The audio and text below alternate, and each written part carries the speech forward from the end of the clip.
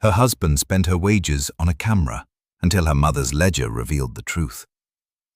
At Peel's General Store, on a grey April morning in 1897, Clara Prentiss learned that her husband had bought a German camera lens before she had bought her mother medicine. The receipt was not handed to her gently. Mr. Peel slid it across the counter with 2 fingers, as if it were only another scrap of trade paper, and not a small humiliation written in blue ink. Beside it lay the half-pound of coffee Clara had asked for, tied in brown paper, still warm from the grinder. She had stopped for it on her way to the railroad freight office because Walter liked coffee in the morning, and because ordinary habits were sometimes the only boards laid over a deep place. The charge on the receipt was $44.70. Clara looked at the number once, then again. She had been a bookkeeper too long to mistrust her own eyes. $44.70 was more than 2 months of Dr. Mercer visits for her mother. It was a winter coat, a ton of coal, and the eye drops Lydia Merritt kept deciding she could do without. It was almost what Clara had managed to save in the top drawer of her desk after 6 months of careful meals and mended cuffs. Mr. Peel cleared his throat. He said Mr. Prentiss had been very pleased with the lens, a fine German piece, he said, something for serious work. He added, in the tone used by men who enjoyed pretending not to know the trouble they carried, that Mr. Prentiss had said his wife always encouraged his art. There were 3 other women in the store. One was choosing ribbon, one was waiting for sugar. The third was Mrs. Harrow from the Methodist Ladies' Aid, who could make a fact travel down Main Street faster than a telegram. Clara folded the receipt once, then she folded it again. She paid for the coffee with coins from her glove purse, not from the account. The coins clicked against the counter, clean and small and final. She took the package under her arm and stepped back into the wind. Outside, the town of Millstone was waking under a low white sky. The railway tracks cut the place in two, with the freight office, grain elevator, and coal sheds on one side, and the church, courthouse, and good houses on the other. Clara had crossed those tracks twice a day for 12 years. She knew the smell of wet cinders, warm iron, horse dung, lake wind, and coal smoke. She knew the sound of couplings striking in the yard and the factory bell ringing from the woolen mill at 7. That morning, every sound seemed to count against her. In her pocket next to the receipt was the letter from her mother. Lydia had written on thin paper in a hand that tried to look brisk. She had told Clara that there was no need to trouble about the drops Dr. Mercer had mentioned. The old wash for her eyes was doing well enough. The pain had been less on Tuesday. The landlord had sent a boy about the coal bill, but he had been polite, and Lydia was sure she could make it right after she finished the hemming for Mrs. Dunn. Clara had read the letter before leaving home. She had put it into her pocket with the intention of stopping at the bank after work and sending $5. $5 had seemed responsible. Now, $44.70 lay folded against it like an accusation. By the time Clara reached the railroad office, her fingers were stiff inside her gloves. She hung her hat on the peg behind her desk, unpinned the small veil from her face, and opened the freight ledger. The other clerks were already moving around her, Mr. Alden at the tall desk by the window, young Eddie Shaw sorting waybills, Mr. Toller bringing in the morning telegraph slips with ink on his thumb. No one asked why Clara was quiet. Clara was often quiet. It was one reason the railroad men trusted her accounts. She could find an error in a column of figures before a man had finished explaining why it could not be there. She could tell a farmer from Ottawa County exactly where his crate of glass lamp chimneys had been delayed. She could ask a station agent for a corrected bill in a tone so calm that he corrected it by noon and apologized by evening. She had never needed to raise her voice. At work, Clara Prentiss knew what belonged where. At home, she had spent years pretending not to know. Walter had once been a clerk for the same railway. Not in Clara's freight office, but in the passenger department, where the men wore better collars and handled timetables with clean hands. He had a warm face, quick hazel eyes, and a manner that made elderly women ask after him even when he had forgotten their errands. When Clara married him, women at church said she had done well. The Prentiss name was old in Millstone. Not rich, not anymore, but old enough to make people lower their voices around his mother. Mrs. Augusta Prentiss lived in a narrow brick house on Maple Street and carried herself as if the whole town still owed the family a courtesy. She had not liked Clara at first. Clara was a bookkeeper's daughter, and worse, a daughter of Lydia Merritt, the woman who had kept account of every penny until her husband walked out. But Walter had wanted Clara, and Walter usually got what he wanted without seeming to ask. For the first years, the marriage had looked almost exactly as Clara had hoped. She went to the office, Walter went to his. They took supper in their rented house on Cedar Lane. On Sundays, they sat with Mrs. Prentiss in the third pew. They had no children, which hurt Clara in a quiet place she did not name often. But Walter said the house was still cheerful, and when he said cheerful things, she wanted to believe him. Then came the hard winter after the panic. Men lost positions. Shops closed. The railroad reduced staff and combined offices. Walter came home one afternoon with his overcoat buttoned wrong and said he had left before they could make a smaller man of him. He said the company had no imagination. He said a life spent copying schedules would turn his soul to dust. Clara had been frightened, but she had not shown it. She had put stew on the table. She had said he could take time to find the right position. A month, perhaps 2. A man who had worked hard deserved breath. That had been 3 years ago. The right position had become photography. At first it seemed harmless. A borrowed camera from a cousin in Dayton, a few dry plates, a black cloth. Walter took pictures of the church picnic, the new iron bridge, Mrs. Harrow's youngest in a lace collar. People praised him. Praise made him glow. He said he had found the work he was meant for. He would make portraits, proper portraits, not the stiff kind people endured in town studios. He would show families as they truly were. Clara had wanted to encourage him. Encouragement was what kind wives gave. So when he asked whether he might charge a few supplies to the household account at Peel's, she said yes. It would be temporary, he said. Once the portraits brought money, he would repay it twice over. He kissed her forehead with the light gratitude that had undone her many times. After that came the smell. It was not unpleasant at first, a sharp chemical tang from the little room off the kitchen, where Walter hung a red glass lantern and turned her sewing table into a place of trays and bottles. Then the smell deepened. It clung to towels. It slipped into the pantry. Sometimes Clara woke with it in the curtains, sour and metallic, mixed with the coffee she bought and the soap she paid for and the lamp oil she stretched from week to week. Walter cooked, and that made it harder. He made good soups. He remembered that Clara liked onions browned slowly, not scorched. He could turn a cheap cut of beef into something tender and set the table with a sprig of parsley and a chipped cup. He did not drink. He did not curse. He did not strike a table with his fist. He did not speak to her like a brute. He simply stayed home, developed plates, praised himself for patience, and charged things to her account. That was the trap of it. A brutal man would have been easier to name. Walter was gentle while he used her up. All morning, Clara entered figures. 3 barrels of nails to Lima, 6 crates of lamp glass to Ashland, 2 trunks unclaimed in the baggage room. She dipped her pen, blotted the page, turned the ledger, and heard Mr. Peel's sentence behind every number. His wife always encouraged his art. At noon, she did not go to the eating room. She took Lydia's letter from her pocket and read it again by the tall window. The old wash was doing well enough. The landlord's boy had been polite. Mrs. Dunn would pay for the hemming soon. Clara's mother had always written as if hardship were only weather. For most of her life, Clara had believed that was pride. Later, she called it stubbornness.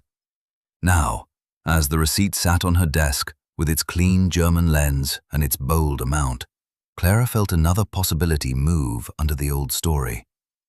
Perhaps Lydia had written lightly because no one had ever wanted to carry the heaviness with her. Clara closed the letter quickly. She was not ready for that thought. Near 1 o'clock, Mr. Alden asked her to check a disputed charge from the passenger office. The account involved a shipment of photographic cards delivered late to a studio in Sandusky. The word photographic made her look up too sharply. Mr. Alden noticed, but he was a kind man in the narrow, practical way of people who did not pry if work was still being done. By 4, rain had begun. It struck the windows in fine, slanted lines. Clara stayed late to balance the March totals and left after the first lamps had been lit along Main Street.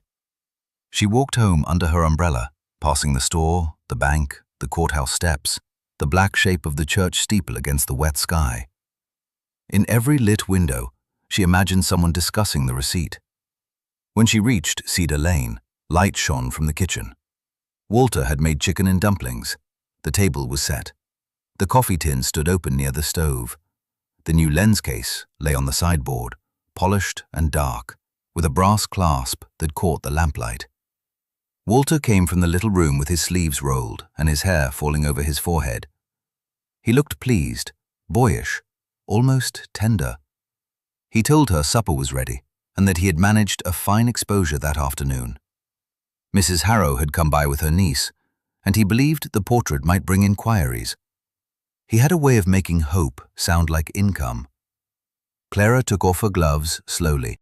She asked about the lens. Walter's smile altered by the width of a needle. He said it was an opportunity.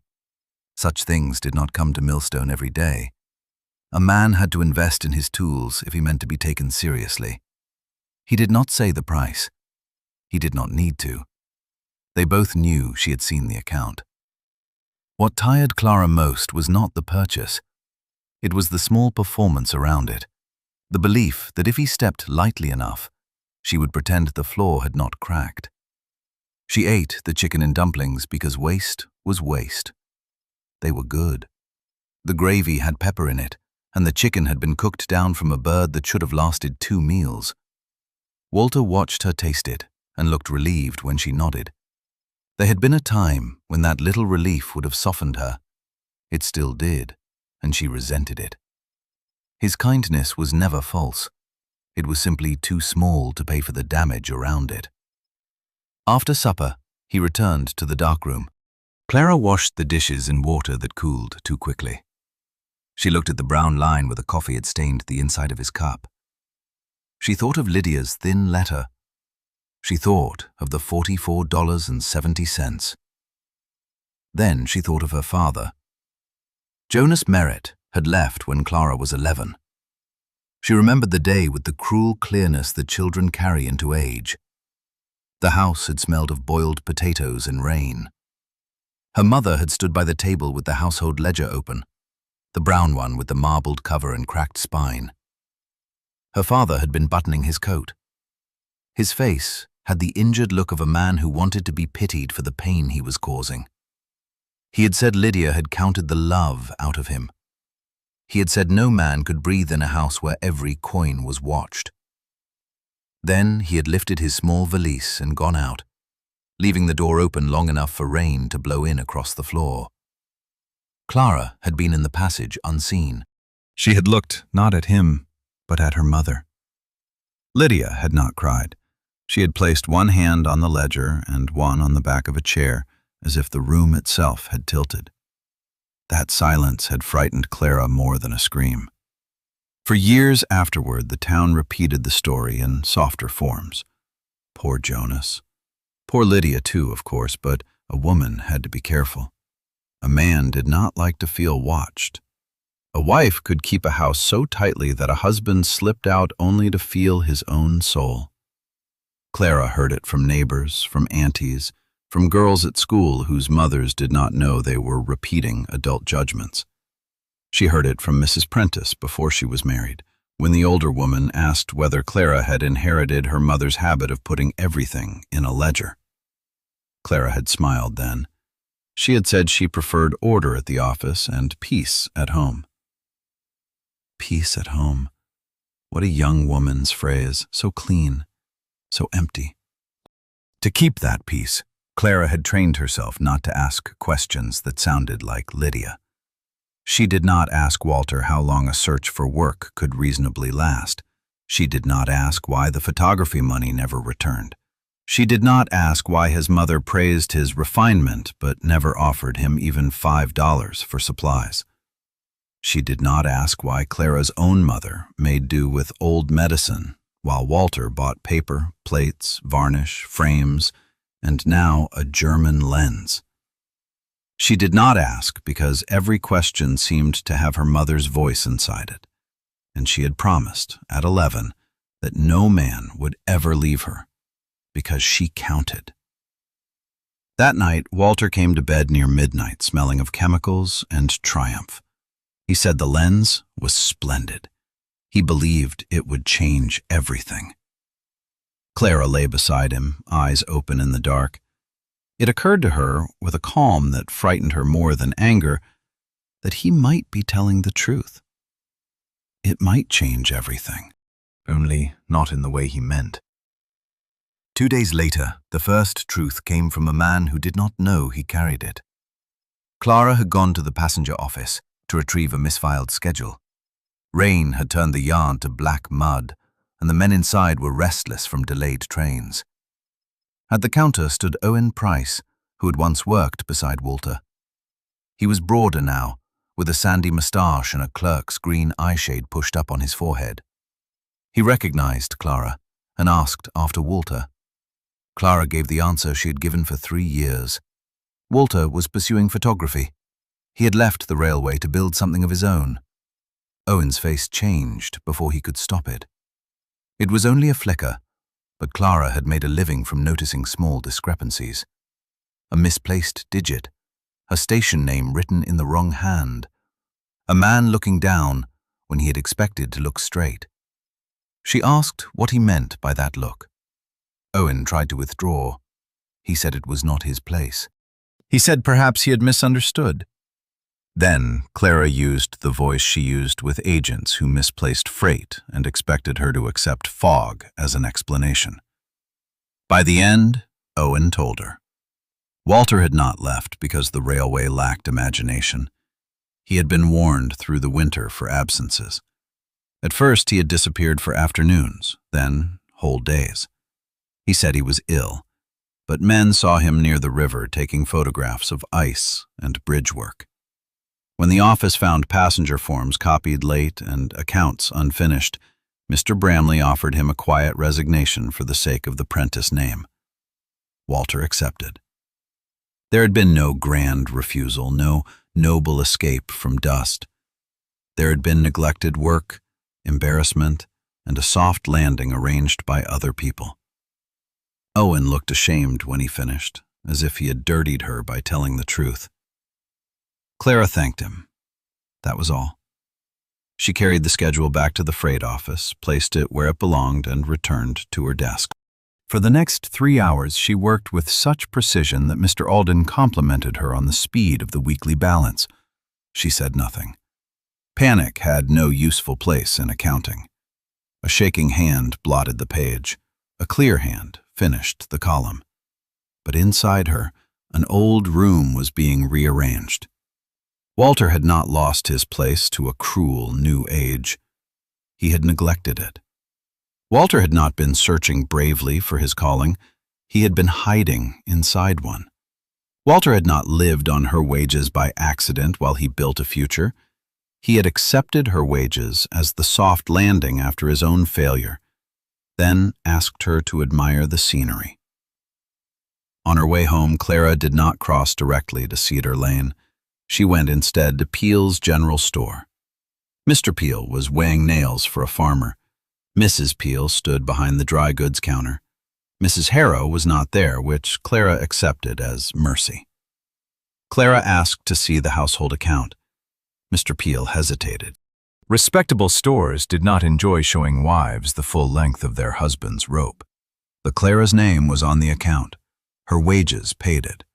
Her signature had opened it in the first year of the marriage, when Walter still brought his pay envelope home and the future looked ordinary. Mr. Peel brought out the ledger. The store ledger was larger than her mother's had been, bound in black, with red lines and gray pages. Clara ran one gloved finger down the entries from the past 6 months. Dry plates, developing paper, mounting cards, glycerin, varnish, a collapsible tripod from Chicago, lens cloth, imported paper, a brass-bound plate holder, a second plate holder, coffee, sugar, lamp oil, chemicals, more coffee, German portrait lens, $44.70. The total stood at $163 since October.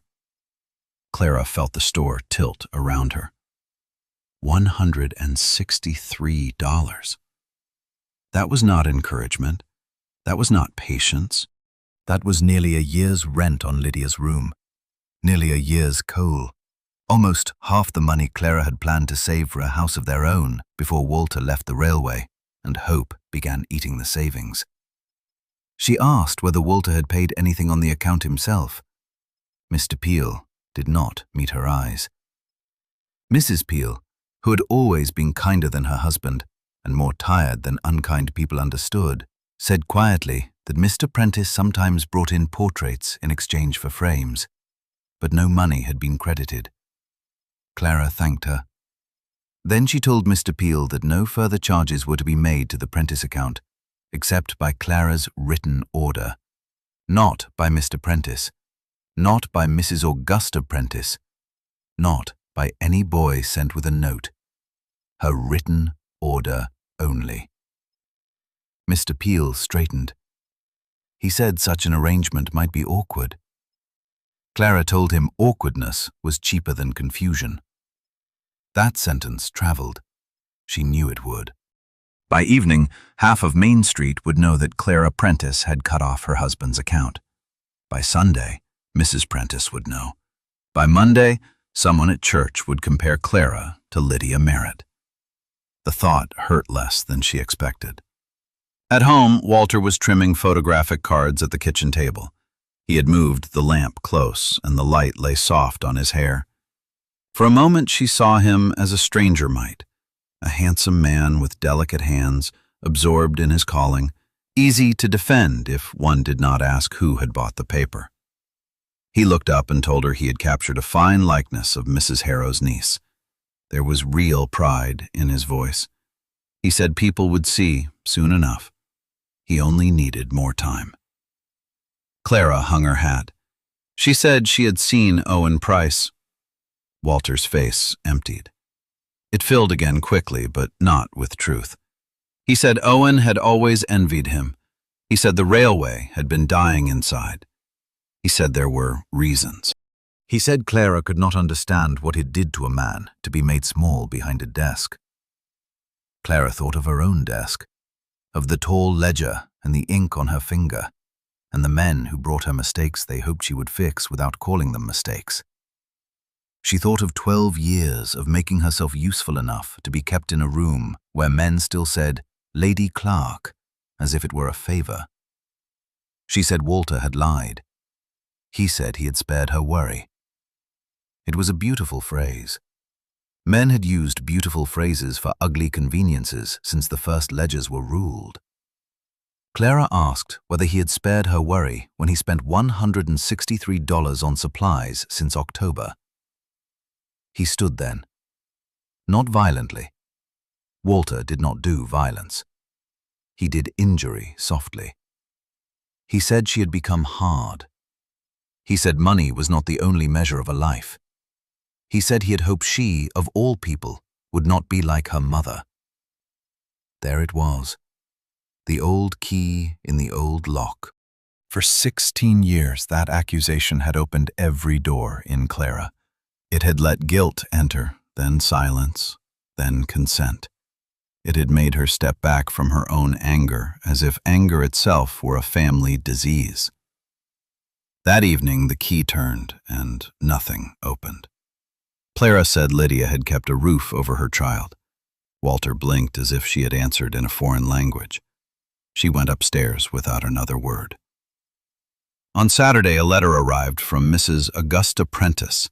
It was written on cream paper with a mourning border she had continued to use years after Mr. Prentiss died because it gave every note a faint air of judgment. She wished Clara to come to Sunday dinner. Walter, she wrote, was in distress. A wife owed her husband support, particularly when he was a man of sensibility. She hoped Clara would not let shopkeeping blood and female arithmetic damage what Providence had joined. Female arithmetic. Clara read the phrase twice. Then she folded the letter and placed it in the stove without lighting it. Some words deserved not flame, but cold disposal. She went to see Lydia that afternoon. Her mother lived in 2 rooms above a milliner's shop, where the stair was narrow and smelled of dust, ribbon, and damp wool. Lydia opened the door wearing her old gray dress, the one with the shine at the elbows. Her hair had thinned since winter. The left eye watered even as she smiled. She was glad to see Clara and tried at once to make the visit seem unnecessary. The room was warm enough, she said, though Clara saw only 3 lumps of coal in the scuttle. The landlord's boy had been civil. The old eye wash was perfectly useful. Dr. Mercer had a way of recommending things dearer than they needed to be. There was bread, and Mrs. Dunn would pay for the hemming by Wednesday. Clara took off her gloves and began to set the room in order because if she spoke too soon, she might either cry or accuse her mother of hiding need too well. She found the medicine bottle nearly empty. She found 2 pawn tickets under a saucer. One was for Lydia's winter shawl. The other was for the silver thimble Clara's grandmother had brought from Vermont. Lydia saw the tickets in her hand and turned away. For a moment, Clara was angry, not at the poverty itself, but at the politeness around it, at the way Lydia had wrapped hunger in phrases and expected her daughter to admire the ribbon. Then she remembered herself doing the same thing with Walter, calling burden encouragement, calling silence peace, calling neglect a man's search for purpose. The anger changed shape. Clara asked why Lydia had not told her. Lydia said a married daughter had her own house. She said she did not want to be a weight. She said Walter was a good man, and good men deserved room. The sentence lay between them, like an old tool passed from hand to hand, until no one remembered who had first made it. Clara sat down. She told her mother, in a plain voice, that Walter had not been working for 3 years. She told her about the photography, the account, the lens, Owen Price, the lie.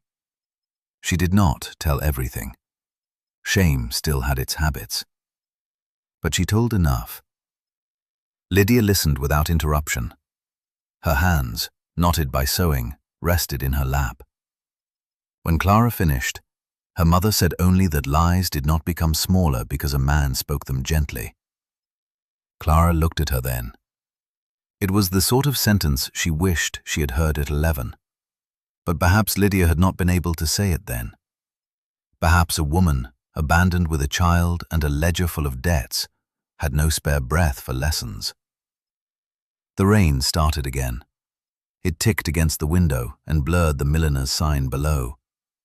Lydia rose to make tea, but her hand went to the chair back as if the floor had shifted.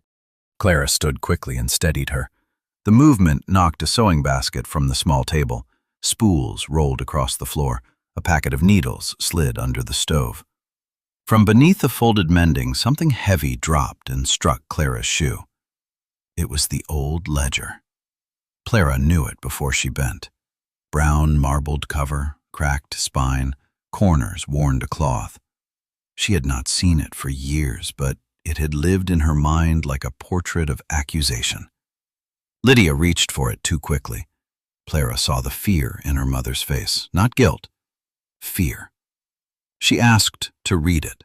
Lydia said there was no need. Old accounts were old sorrows. They helped no one. Then she pressed her lips together as if she heard herself doing what she had done all Clara's life, making silence look like mercy. After a long moment, she let go. Clara opened the ledger at the table by the window. At first, the pages were what she remembered: flour, soap, coal, rent, milk, thread, Jonas wages, Lydia sewing. A pair of boots for Clara, doctor for Clara, fever. Church collection, 2 cents. The handwriting was small and exact. Not mean, not cold. Exact in the way a hand becomes when it is trying to stretch $5 over 7 days and still have a child fed on the 8th. Then the entries changed. Jonas advance from Mr. Bell, not brought home. Paid butcher from sewing money. Jonas borrowed against July wages. Paid interest to Mr. Dobbs. Pawned wedding spoon, redeemed. Jonas lost at cards, promised no more. The words were not dramatic. That made them worse. A life could be ruined in neat ink, one ordinary line at a time. Between 2 pages, Clara found a folded note so old the crease had begun to split. It was in her father's hand. She had not seen that hand since childhood. Large, careless, leaning forward as if every word meant to leave before being questioned. The note said Lydia would make a beggar of him with her counting. It said a man could not be expected to bring money into a house where every expenditure was entered like a crime. It said if she would not give him the $20 from the Vermont jar, he would go where his own wife did not treat him like a thief. $20 from the Vermont jar. Clara knew that jar. It had held emergency money wrapped in cloth, money Lydia told her was for sickness or rent. Clara had believed it was another symbol of her mother's suspicion. Now, in the ledger, she saw the entries around it. Eye doctor for Clara, estimate. Saved toward treatment, $4. Saved toward treatment, $7. Saved toward treatment, $12. Jonas asked for Vermont jar. Refused. Jonas left. Clara stopped reading. The rain seemed louder. Her father had not left because Lydia counted every penny. He had left because she would not give him the money meant for their child's eyes. Clara touched the page with 2 fingers. The room blurred, and for one wild moment she was 11 again, barefoot in the passage, watching the wrong person with the wrong kind of pity. She had spent 26 years fearing she would become the woman who drove a man away. But Lydia had been the woman who stayed. There were more pages. After Jonas left, Lydia recorded sewing jobs, unpaid bills, small payments made to men Clara had never known were owed. Mr. Dobbs, interest. Bell note, final. Coal, half-ton. Clara shoes, second-hand. Medicine. School slate. Rent. Rent again. Dr. West for Clara's eyes, paid in full. At the back of the ledger, tucked into the cover, were 2 receipts from the county courthouse. Jonas Merritt had been summoned over debts twice after he left. Lydia had paid enough to keep the matter from the paper. She had protected Clara not only from hunger, but from the public shape of her father's failure. Clara sat very still. Lydia said quietly that a child needs one parent she can believe in. That was why she had let Clara believe in Jonas longer than he deserved. The generosity of it hurt Clara more than any confession could have. Her mother had allowed herself to become the villain because the truth would have orphaned Clara twice. Clara closed the ledger. Then she opened it again because closing it felt too much like all the years of refusing to see. She read until the lamps were lit below the milliner's shop and the room had gone dark around them. Lydia sat across from her, hands folded, face pale with the strain of being known. At last, Clara stood. She put coal on the fire. She took the pawn tickets and the empty medicine bottle. She told Lydia that Dr. Mercer's drops would be bought that night if the apothecary was open, and in the morning if it was not. The shawl and thimble would come home Monday. There would be a monthly money order through the bank, made the day after Clara's wages were paid. Lydia could call it help, debt, daughterly stubbornness, or female arithmetic. It would arrive either way. Lydia began to object. Clara said her mother had spent enough years making survival sound optional. That was the first time Lydia cried. It was not loud. One hand went to her mouth. Her shoulders shook once, then again. Clara moved around the table and held her. The embrace was awkward at first, because grief had made both women too practiced at standing alone. Then Lydia leaned into her daughter with the weight of someone who had carried a room full of years, and found, too late but not too late entirely, a chair. On Monday morning, Clara went to the bank before work. The Millstone Savings Bank had a marble counter, veined with grey, and a brass grille that made even simple transactions feel like court proceedings. Mr. Fenwick, the cashier, greeted her by name. He respected railroad money. It arrived on schedule and did not make speeches. Clara asked to arrange a monthly money order to Mrs. Lydia Merritt, delivered on the second day after Clara's wages were deposited. Mr. Fenwick adjusted his spectacles. Standing arrangements were not unheard of, but women making them without husbands hovering nearby still produced small pauses in banking rooms. He asked whether Mr. Prentiss would also be signing. Clara said no. The pause lengthened. She asked whether the bank required her husband's permission to send her own wages to her own mother. Mr. Fenwick said not at all, of course not, only that he wished to be certain of the household's intention. Clara told him the household's intention was standing before him. He prepared the paper. The sum Clara chose was larger than $5. It was not reckless. She had calculated rent, food, fuel, church dues, and the bare household needs before leaving home. But it was large enough for medicine, coal, and dignity. It was large enough that Walter would notice when the month ran thin. It was large enough to tell the truth without raising its voice.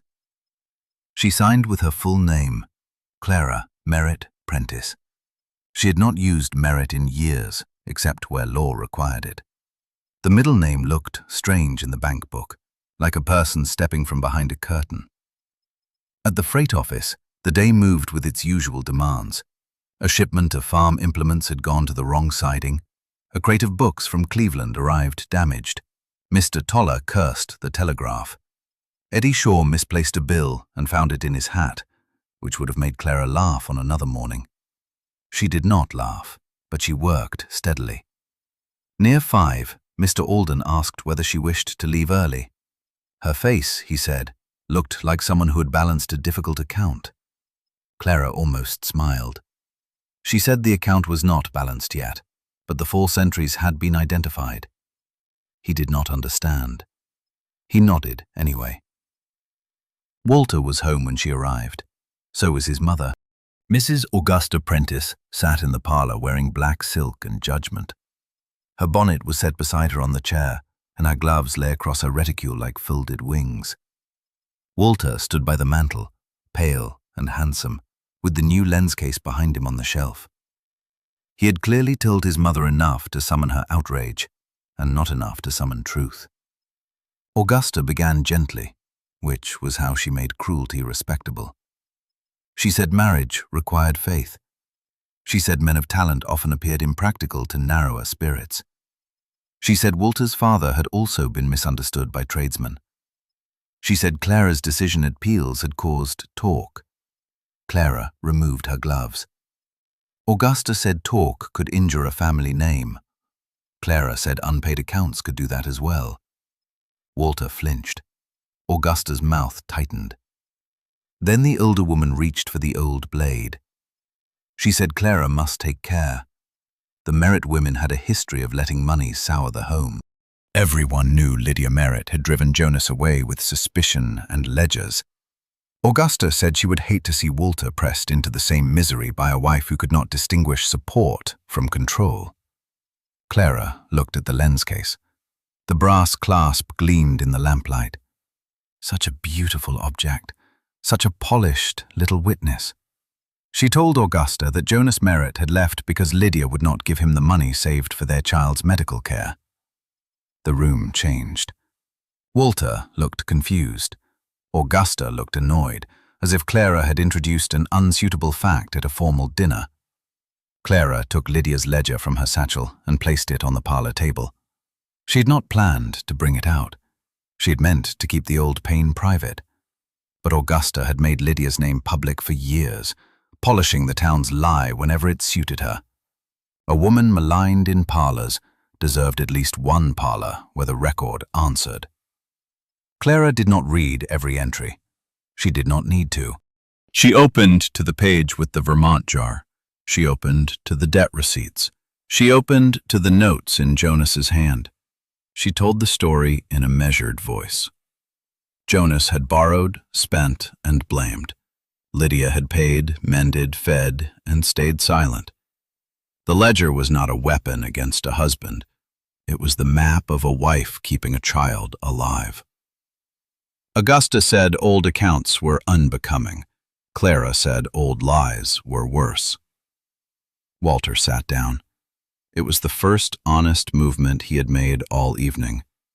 His face held no grand guilt yet, no transformation, but something had been denied its usual hiding place. He looked for once like a man without scenery. Clara turned to him. She told him she knew about the railway. She knew about the absences. She knew about the quiet resignation arranged to spare his name. She knew about the store account, the total, and the German lens. From that day forward, no charge would be made on her account without her written order. A monthly sum would go to Lydia. Household money would pay household needs. Photography would be paid for by photography. Wages, or not at all. Walter's eyes reddened. He said she was humiliating him before his mother. Clara said he had humiliated her before the store, the bank, the church, and every creditor who knew more about her marriage than she had been allowed to know. Augusta rose. She told Walter to come home with her for the night.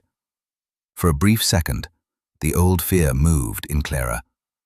It wore the face of her father at the door, a man leaving, a woman left behind with ledger and shame. The body remembers what the mind has outgrown. Her fingers tightened on the table edge before she could stop them. Then she looked at Lydia's ledger. A man might leave because truth had entered the room. That did not make truth the cruelty. Walter looked from his mother to Clara. He did not go at once. That was his way too, waiting until someone else would decide enough for him that he could resent them later. Finally, he took his hat. He said he needed air. Clara did not ask where he would sleep. After they left, the house sounded different. Not peaceful, exactly. The quiet after a door closes is not always peace. Sometimes it is only the house asking what its shape will be now. Clara washed the supper dishes, though no supper had been eaten. She put the coffee tin into the cupboard. Then she took a sheet of plain paper from the desk. She thought for a long time before writing. She did not want a sentence made of spite. Spite was just another tether. She wanted a sentence that named the new arrangement as plainly as a ledger entry. At last, she wrote, "The next tin of coffee must be bought with money you have earned." She placed the note beside Walter's cup, not in anger, but in order. The next morning, Walter did not come home, nor the next. Mrs. Prentiss sent no letter. That silence was a message, and one the town helped deliver. On Wednesday, Mrs. Harrow did not speak to Clara after prayer meeting. On Thursday, a woman at the apothecary asked whether it was true Walter had been driven from his own home over a camera. On Friday, Mr. Peel became excessively courteous, which meant he had heard several versions and was waiting to see which would become profitable. Clara did not defend herself in every doorway. She had spent enough life explaining inwardly to people who had not asked honestly. She went to work. She sent the money order. She bought Lydia's medicine and redeemed the thimble first, then the shawl. She paid down part of the store account and asked for a copy of every entry. The copy arrived on Saturday. With it came something unexpected. Mrs. Peel had tucked in a small note. She wrote that she remembered Lydia Merritt from the years after Jonas left. Mrs. Peel's own mother had kept the store then, before Mr. Peel inherited it. Lydia had brought sewing after dark and taken no charity, but she had once paid a debt in Jonas's name to keep the sheriff from posting notice. Mrs. Peel wrote that the town had talked wrongly, because wrong talk is easier than changing a settled opinion. At the bottom, she had written one sentence. "Your mother was always decent to me." Clara carried the note to Lydia. Her mother read it twice and pressed it to her mouth. It was not absolution. No little note could repay 26 years of being made into a warning. But it was a witness.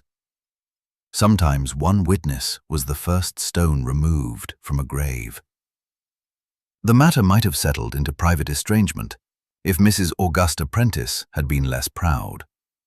Instead, she chose the charity supper. The Methodist Ladies' Aid held it each spring in the assembly room behind the church. There were long tables covered in white cloth, baskets of rolls, oyster stew in borrowed tureens, coffee in great tin pots, and enough moral authority in the room to flatten a person who entered already ashamed. The supper raised money for the county hospital. Clara had served there for years, keeping accounts for donations because no one disputed her figures when they wanted them clean. That year, she considered staying home. Then Lydia said she would go with her. Clara looked at her mother in surprise. Lydia had avoided church suppers for years, claiming eyesight, weather, sewing, fatigue. All of those had been true sometimes. Beneath them was the older truth. People had made the church hall unsafe with pity. But on the evening of the supper, Lydia put on the redeemed shawl and the bonnet Clara had brushed until the nap lay smooth. The new drops had not healed her eye, but the angry redness had eased. She carried herself carefully, as if dignity were a cup filled to the brim. They entered together. Conversations did not stop. Millstone was too practiced for that. They merely thinned, shifted, and resumed with sharper edges.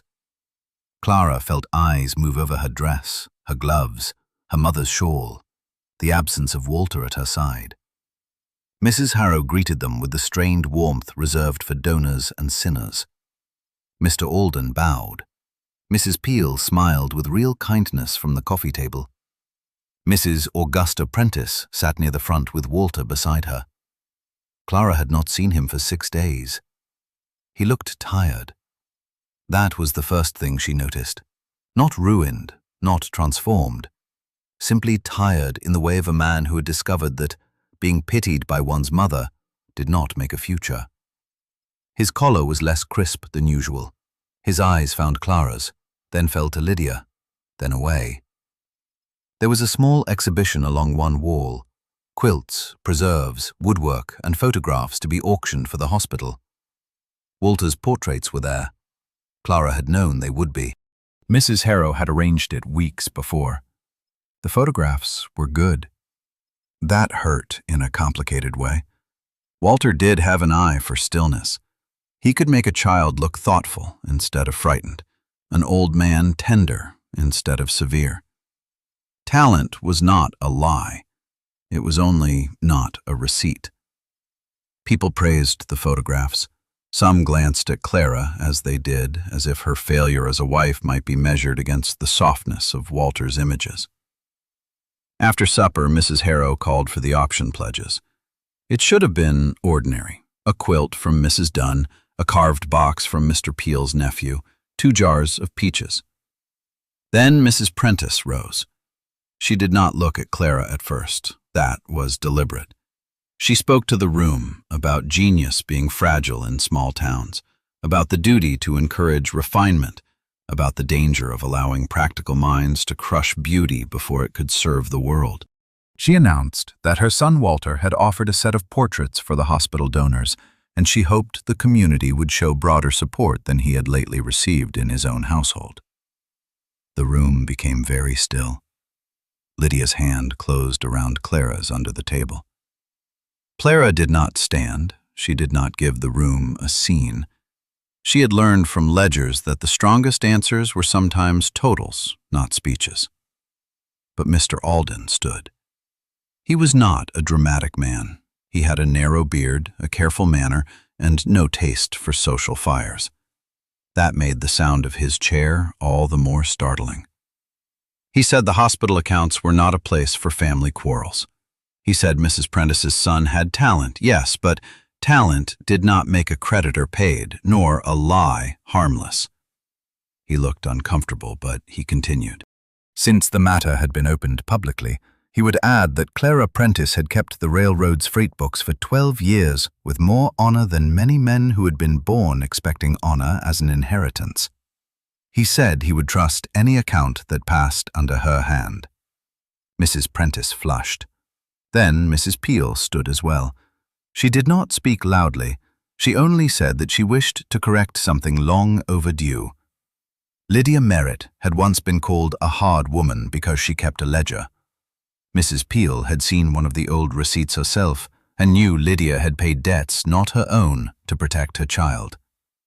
It was unchristian, she said, for a town to keep enjoying an old falsehood after the truth had become inconvenient.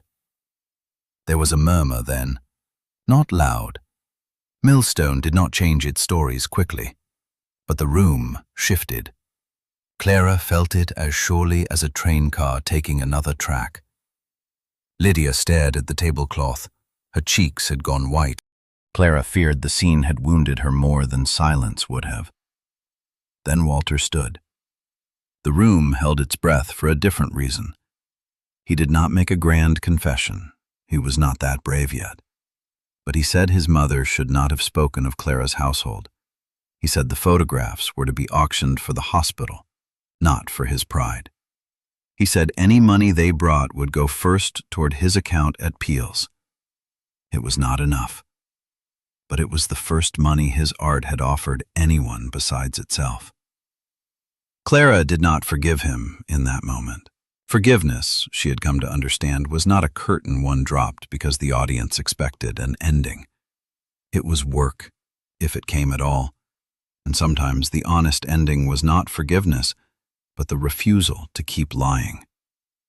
Still, when the first portrait sold for $3, Walter looked at her across the room. He did not smile. He looked ashamed.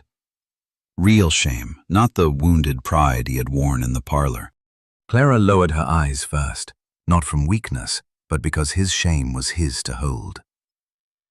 After the supper, several women approached Lydia.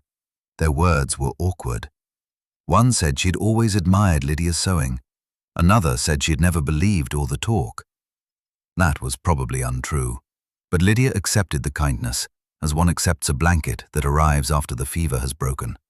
Late, insufficient, still warm. Mrs. Prentiss left without speaking to Clara. Walter remained near the door. When Clara and Lydia stepped into the cool night, he followed them to the church steps. The gas lamp outside made him look older. He said he had taken a room at his mother's. He said he had written to a studio in Toledo about work as an assistant. He said he did not know whether they would take him. He said he had put the German lens in Mr. Peel's window for sale, though he had not yet found a buyer. Clara listened. He seemed to want praise for these beginnings. Clara had no praise ready. Beginnings were easy to admire when someone else paid for the years before them. She told him she hoped he would do the work. He asked whether he might come home if he did.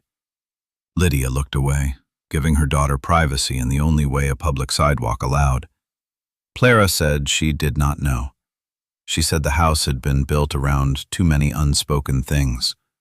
A wage could return sooner than trust. If he meant to work, he should work because he was a man responsible for himself, not because home was a prize given for a few weeks' effort. Walter nodded. The answer hurt him. She saw that. It hurt her too, but not all pain is a sign that a wrong has been done. Sometimes pain is only the body noticing that a chain has been removed. He asked after Lydia. Clara said Lydia had medicine now. That was all she trusted herself to say. Spring moved into summer. Millstones softened at the edges. Mud dried. the maples along Maple Street filled with leaves. The factory girls walked home with their sleeves rolled when the evenings grew warm. Children left school with slates under their arms and dust on their shoes. Trains came and went, dragging the country's hunger for goods through the little town in iron bursts. Clara's life did not become easy. Easy endings were for stories told by people who had never had to pay rent after a revelation. There were accounts to settle. Walter's store balance took months to reduce. Clara sold 2 pieces of jewelry she had not worn since the early marriage, not to protect him, but to free her own name from the ledger. She moved Lydia from the rooms above the milliner's to the small back bedroom on Cedar Lane. This caused talk. Everything caused talk. But Lydia's eyes improved with medicine, warm food, and light that did not require her to sew past midnight. At first, mother and daughter lived together awkwardly. They had loved one another through too much silence to become easy in a week. Lydia tried to apologize for taking space. Clara grew impatient with apologies. Then she apologized for impatience. Some evenings, they sat in the kitchen with tea between them and could not think what to say after so many years of pretending nothing needed to be said. The ledger helped. Not because it was read every night, it was not. Clara wrapped it in cloth and kept it in the lower drawer of the sideboard.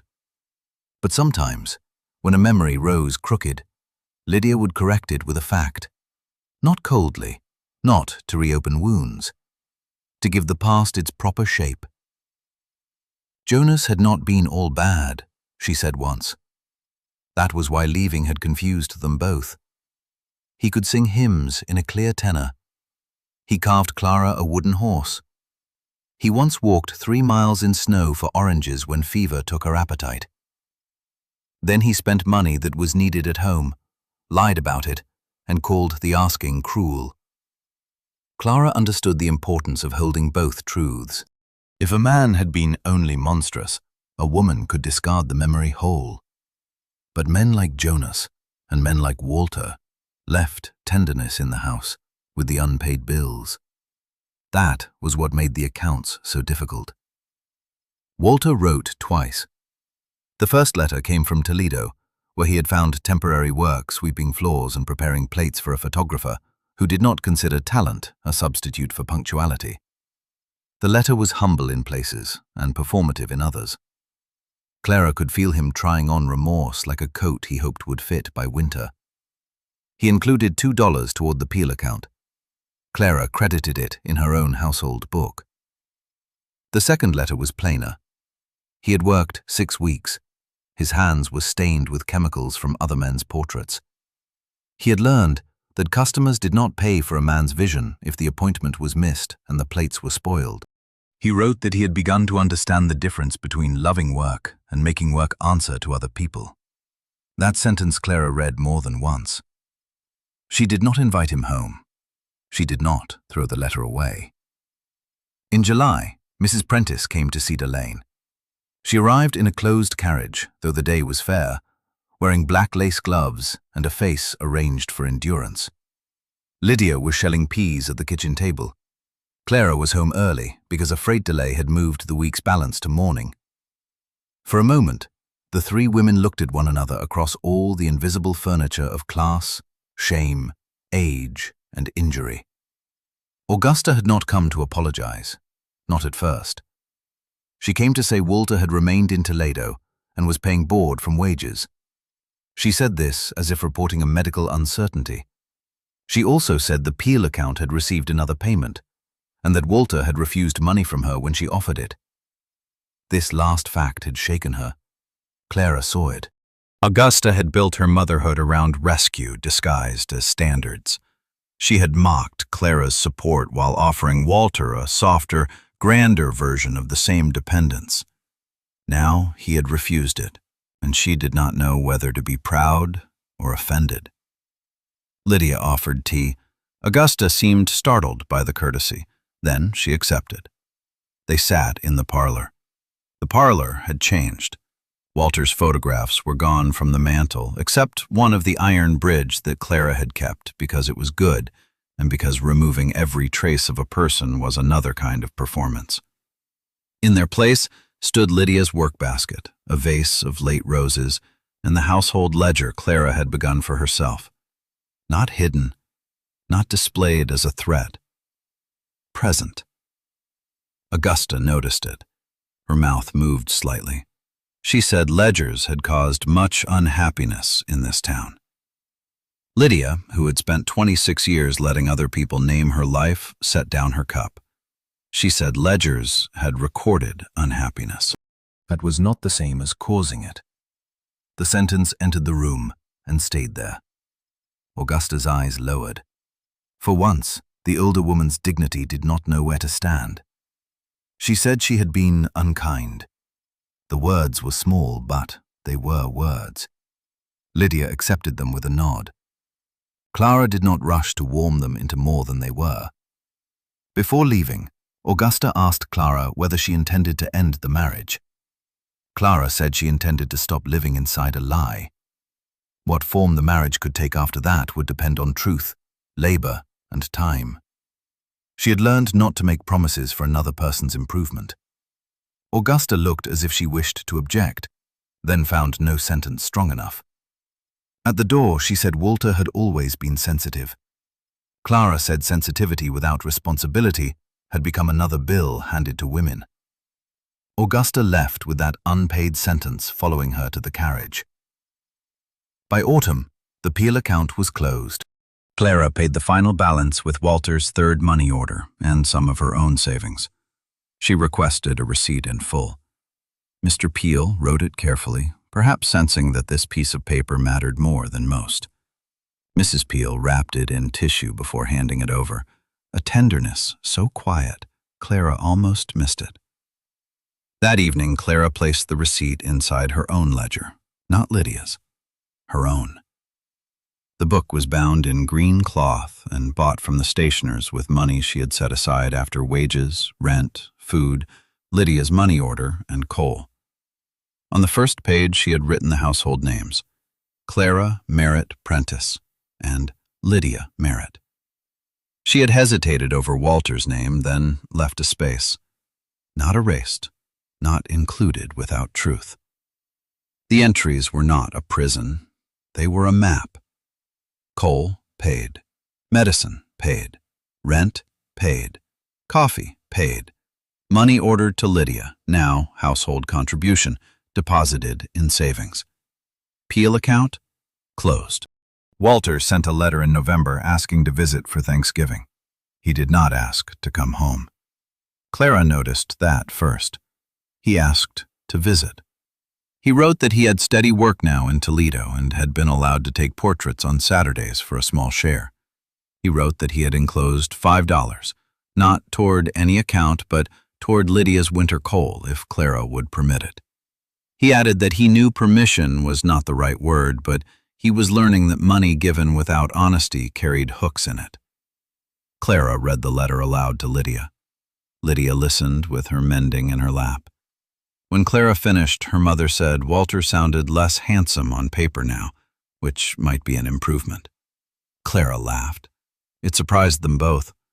The laugh was not large, but it was clean. It had been a long time since laughter in that kitchen did not need to step around resentment. They allowed the visit. Walter came on Thanksgiving morning carrying a paper parcel of oranges and a small packet of coffee he had bought himself. He looked thinner. His cuffs were clean, but frayed. There was a stain near one thumb that no soap had removed. He greeted Lydia with real awkwardness, which Clara preferred to charm. The meal was plain, chicken instead of turkey, potatoes, squash, bread, and apple preserves. Walter helped carry dishes, but did not take over the kitchen as if usefulness were a performance. He asked about Lydia's eyes. He asked Clara about the freight office and listened when she answered.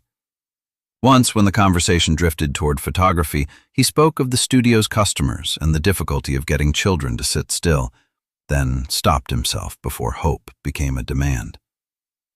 After dinner, Lydia went to rest. Clara and Walter sat in the parlor.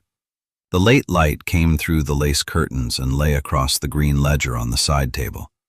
Walter saw it. He did not make the old joke. He did not call it female arithmetic. He said, after a long silence, that he used to think a ledger was where generosity went to die. Clara waited. He said he now thought it might be where promises proved whether they had legs. It was an odd sentence. Walter still loved a phrase. But this one had some work in it. He told her he was sorry for lying about the railway. He was sorry for letting her carry what he had refused to name. He was sorry for using her fear of becoming Lydia as a handle. He did not say he had meant well. He did not say he had been lost. He did not ask her to understand the soul of a man. Those omissions mattered more than the apology. Clara thanked him for saying it. He asked if there was any road back. Outside, a train whistle sounded from the yard, long and low. Clara had heard trains all her adult life, but that one seemed to measure the distance between what had been and what might be. She said there might be a road, but it would not lead back. Back was the place where she paid, he dreamed, and both called the arrangement love. If there was a road, it would go somewhere else, and it would be walked with accounts open. Walter nodded. He had tears in his eyes, but he did not use them. That was new. Before he left, he placed the coffee packet in the kitchen cupboard, not beside his old cup, not as a claim, simply among the household goods. Clara saw him look at the note she had written months before, which she had kept folded in the ledger. The next tin of coffee must be bought with money you have earned. He had bought it. That did not repair the marriage, but it did enter the correct column. Winter came early that year. Snow gathered on the railway ties and turned black by noon. The gas lamps bloomed in fog. The woolen mill ran long hours, and the women came out at dusk with scarves over their mouths. Lydia's cough returned once, then eased because the house was warm enough. Clara sent fewer letters of worry because her mother now slept in the next room and could be checked by opening a door. There were lonely evenings. Freedom did not fill every chair. Some nights Clara missed Walter so sharply she became angry at herself for missing him. She missed his soups, his humming, the way he could make a room feel admired. Then she would remember the store ledger, the German lens, the lie about the railway. Missing a person, she learned, was not evidence that the old arrangement had been good. It was evidence that the heart had habits too. She let the feeling pass without obeying it. At Christmas, Walter sent a photograph, not of himself, not of a bridge or a church or a child posed with a hoop. It was a portrait of a woman in the Toledo studio, a seamstress, perhaps, sitting with her hands in her lap. She was not young. Her dress was plain. The light fell across her face in a way that made every line visible, and none of them cruel. On the back, Walter had written that he had begun trying to photograph people without asking them to look richer, younger, or happier than they were. Clara showed it to Lydia. Lydia studied it a long time and said he might make something honest yet. In January, Clara received a different kind of letter. It came from the passenger office, forwarded through Mr. Alden. Owen Price wrote that Mr. Bramley had retired and old employee files were being cleared. Among them, he had found Walter's resignation papers. He thought Clara should know there had been no charge of theft, only neglect and absence. Walter had been foolish, he wrote, not criminal. He hoped the distinction was not unwelcome. Clara understood why Owen sent it. Men often wished to soften truth after women had already survived the hard edge of it. Still, she was glad to have the document. Not because it excused Walter, but because exactness mattered. She placed it in the ledger under Walter's name. Neglect and absence, not theft, not noble resignation. The account should say what it was. That same week, Lydia asked for Jonas's note. Clara had kept it tucked in the old brown ledger. She brought it to the kitchen table, uncertain what her mother meant to do. Lydia held the paper in both hands. Her bad eye watered. Her good eye moved over the words that had once helped turn her into the town's warning. Then she asked Clara to put it into the stove. Clara hesitated. The note was proof. Lydia said proof had done its work. She no longer wished Jonas's accusation to have a better home than some of her happy memories. So Clara lit the stove and placed the note on the flame. The paper curled first at the edges, then blackened through the center. The words disappeared unevenly. Counting. Beggar. Thief. Breathe. They vanished one by one, not because the past had been erased, but because it no longer needed to be fed. The ledger remained. That was Lydia's choice too. The record stayed. The poison burned. In March, nearly a year after the German lens receipt, Walter came to Millstone again. He had been offered a modest position in a studio in Cleveland. Better wages than Toledo. More responsibility. He would prepare plates, manage appointments, and take portraits when trusted. He came to tell Clara before accepting, because Cleveland was farther, and distance would settle some questions if they were not spoken. They walked by the railway tracks, because the house felt too small for the conversation. The snow was melting in dirty ridges. Water ran along the ditches. A train idled near the freight shed, breathing steam into the cold air. Walter said he did not want to ask her to wait. Waiting had already been one of the ways he used her. He said he would take the Cleveland position if she wished for distance. He would stay in Toledo if she wished to attempt visits. He would not come back to Cedar Lane unless invited by both Truth and Clara. The carefulness of the words touched her. It also reminded her that careful words were only the beginning. She asked whether he still believed talent excused debt. He said no. She asked whether he still thought Lydia had driven Jonas away. He looked at the tracks.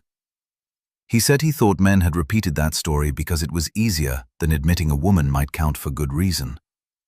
She asked whether he understood why his mother's contempt had hurt more, because he had used it too. He said he was beginning to. Beginning, not finished. Clara respected the word because it did not pretend. They stopped near the signal post. A boy from the yard ran past with a message. The world kept moving around them, indifferent and useful. Clara told Walter to take the Cleveland position. His face fell before he could hide it. Then she added that he could write. He could visit in summer if the letters remained honest.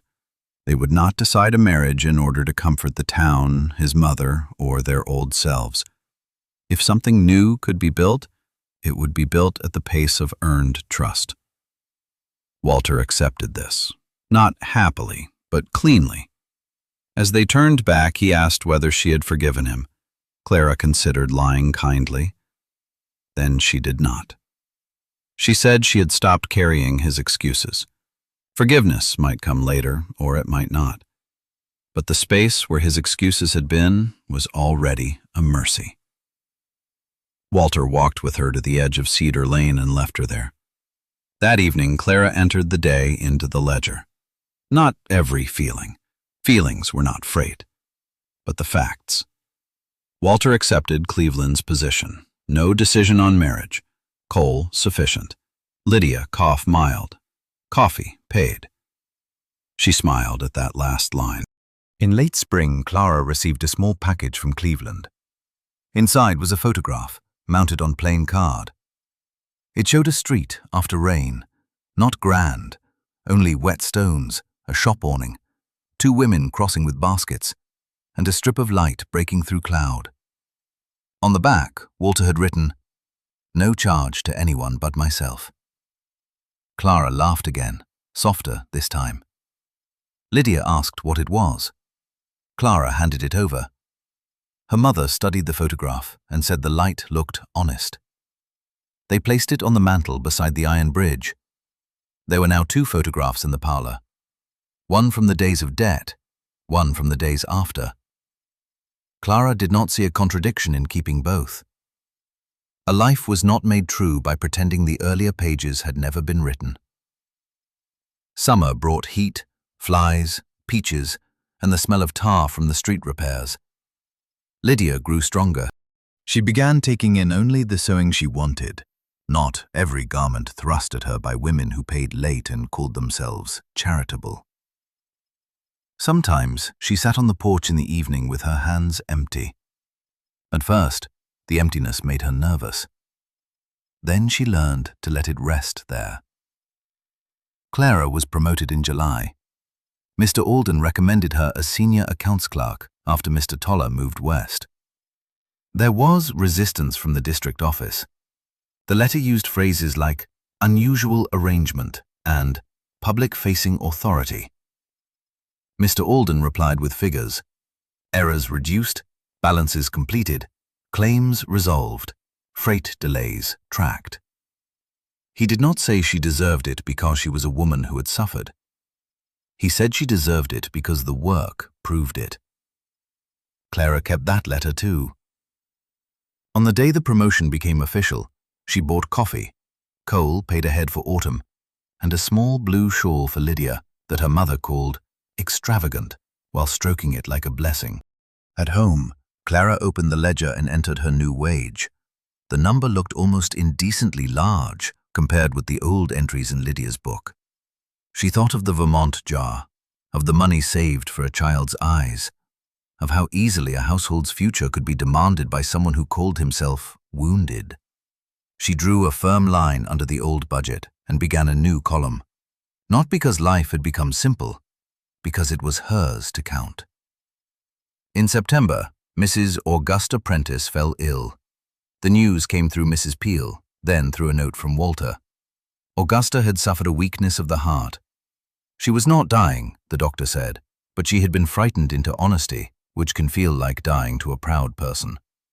Walter came from Cleveland to see her and wrote Clara asking whether Lydia might permit a visit from Mrs. Prentiss when she recovered enough. He said his mother had asked, not commanded. Lydia read the note.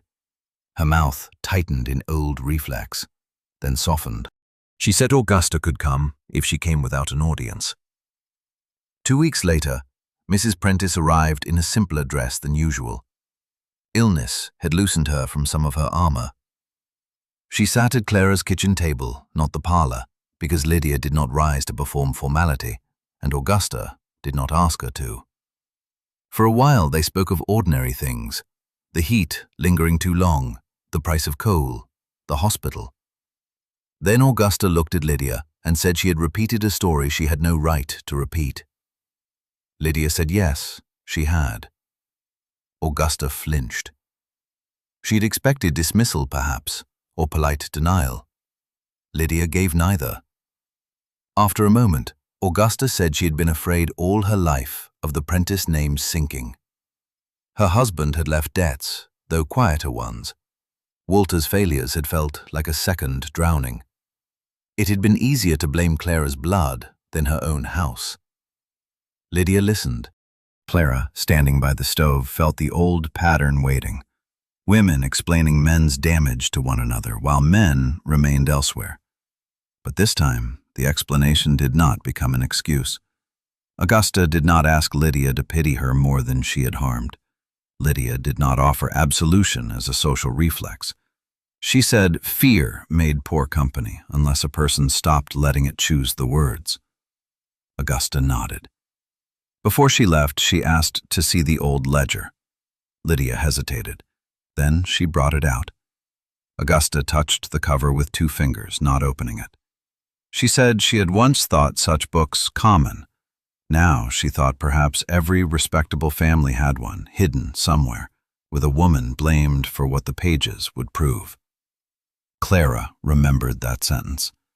Later, she wrote it down, not in the accounts, but on a slip kept in the cover. That autumn, Walter visited twice. The first visit was formal. The second was easier. He and Clara walked, took supper with Lydia, and spoke without turning every silence into a test.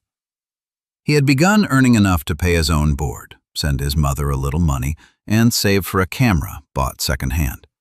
He told Clara this without asking her to celebrate. She celebrated privately, then corrected herself. His responsibility was not a gift to her. it was a condition of adulthood. In November, he asked again whether there might be a future. This time, Clara did not answer with distance. She asked what future he imagined. The old Walter would have spoken beautifully. A house filled with light, portraits, forgiveness, a wife who believed in him. The new Walter, or the Walter trying to become new, said he imagined keeping separate accounts for a time. He imagined sending Clara a copy of his wages and debts before asking to share a roof. He imagined Lydia remaining in the house if she wished. He imagined Mrs. Prentiss not ruling their parlor. He imagined no charge accounts without both signatures. He imagined, if Clara desired it, no photography in the kitchen. That last one made Clara smile. He had learned something after all. She said they would continue with visits. He accepted. The story did not end there, though towns prefer endings. Millstone tried several. Some said Clara had tamed him. Some said Walter had redeemed himself. Some said Lydia had finally been vindicated. Some said Mrs. Prentiss had mellowed. Each version was too small, because each wanted a single sentence where a life required pages. The truth was quieter. Clara kept working. Lydia kept healing and aging at the same time, as people do. Walter kept sending money he had earned and letters that grew less ornate. Augusta kept trying to speak gently and sometimes failed. Mrs. Peel remained kind. Mr. Alden retired 2 years later and told the new manager in front of the whole office that if he wished to know how the freight accounts truly ran, he should ask Mrs. Prentiss before touching anything. Clara kept that memory without writing it down. Some proofs did not need paper. In the spring of 1899, Walter came home. Not because the town wanted it, not because loneliness had won, not because Clara had forgotten the receipt. He came home after 2 years of wages, truth, visits, and difficult conversations that had sometimes ended with him returning to Cleveland, pale and silent. He came with 1 trunk, 1 second-hand camera, and a bank draft showing the amount he had saved. Before he crossed the threshold, he handed Clara the draft. She looked at it, then handed it back. She said he should put it in the bank under his own name and bring the book home for the household record. Not because she would control it, because money that wished to be trusted had to be visible. Walter did as she asked. That first morning after his return, Clara woke early out of old habit. The room held a familiar breathing beside her, but not the old helplessness. She dressed quietly and went to the kitchen. Lydia was not yet awake. The stove was cold. On the table stood Walter's cup, the same one with the hairline crack near the handle. Beside it lay a packet of coffee from Cleveland and a note in Walter's hand. For the house, bought with wages. Clara stood a long time with the packet in her hand. The sentence did not erase the years. It did not bring back money spent, sleep lost, medicine delayed, or the 26 years Lydia had lived under a lie. But it belonged to the present, and the present had the right to be noticed. She made coffee. When Walter came in, uncertain, she poured him a cup and poured one for herself. They drank at the table while dawn lifted behind the curtains. There were no speeches. The best turns in a life often arrive without music. A cup placed down, a receipt kept, a name spoken correctly, a ledger opened without fear. Later that day, Clara took both ledgers from the sideboard. Lydia's brown book lay beside Clara's green one. The old cover was cracked, the new one still firm. Clara opened Lydia's to the page of the Vermont jar. She did not feel the old dread now. She felt grief, gratitude, and a strange, steady pride. Her mother had counted, because love sometimes had to become numbers to survive men who spent words too freely. Then Clara opened her own ledger to a fresh page. She wrote the date. She wrote, "Walter returned with wages and account book. She wrote, Lydia, medicine paid. She wrote, household coffee, paid by Walter. Then, after a pause, she added one more line. Peace, not purchased by silence. It was not an account entry. Mr. Alden would have raised an eyebrow. Mr. Fenwick at the bank would not have known where to post it. But Clara left it there. A ledger could hold more than debts. It could hold the truth a family finally trusted itself to read. Outside, a train whistle blew from the yard, and the sound moved through the morning like a long breath released. The town was waking. Horses on wet street stones, milk carts, factory bell, the first calls from the platform. Clara closed the ledger and tied both books with a length of blue ribbon from Lydia's sewing basket. She did not hide them. She set them on the sideboard where the light could reach them. For years, Clara had believed that counting was the enemy of love. She had believed silence was generosity, that a woman proved her tenderness by not asking what her own labor was being made to carry. She had believed her mother's ledger was the sound of a door closing.